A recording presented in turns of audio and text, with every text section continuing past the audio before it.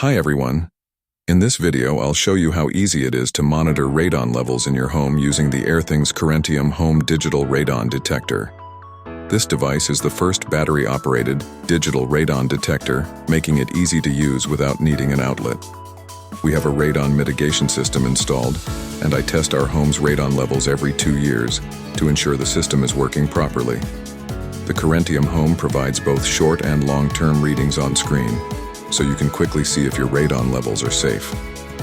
Our readings showed a short-term average of 0.16 pci/L and a long-term average of 0.18 pci/L, which are well below the EPA's action level of 4 pci/L. This means our mitigation system is effective. The best part?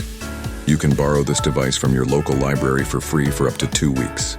Stay informed and keep your home safe from cancer-causing radon gas with the Corentium Home Radon Detector. Let's get started.